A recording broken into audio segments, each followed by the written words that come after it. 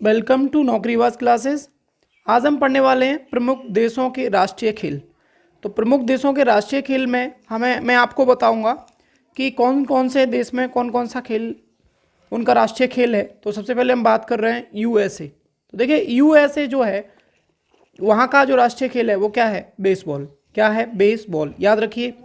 Spain का जो राष्ट्रीय खेल है वो क्या है आपका? सांड युद्ध। क्या है?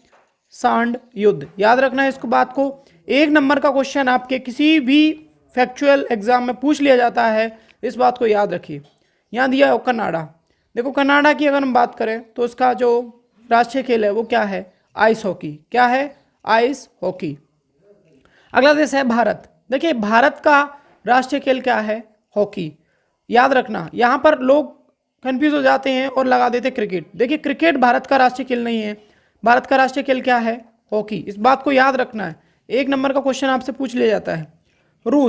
रूस का राष्ट्रीय खेल क्या है? फुटबॉल, शतरंज।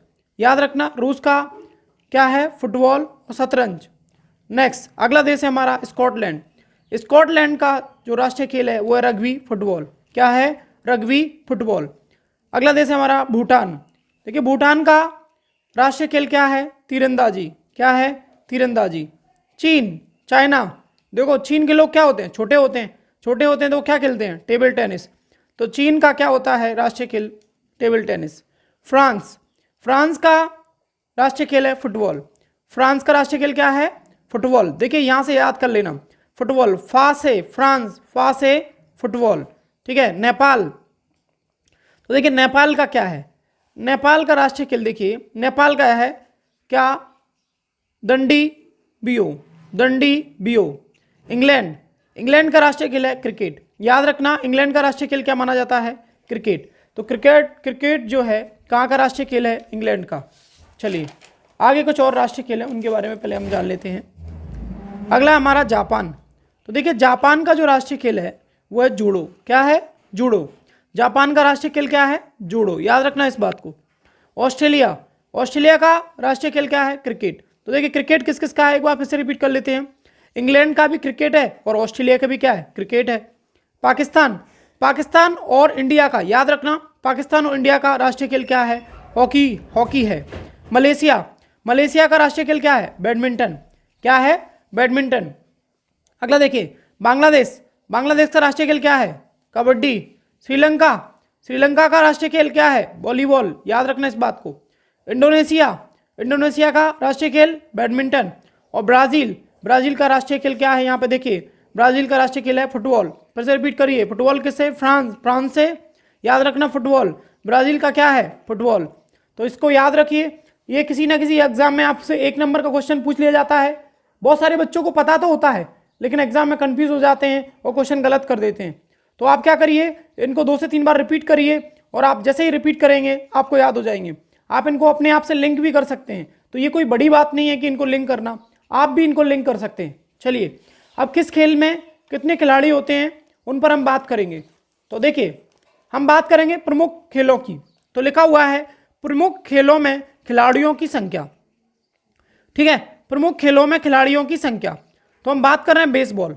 तो देखिए बेसबॉल में कितने खिलाड़ी होते हैं? बेसबॉल में होते हैं 9। कितने होते हैं? 9।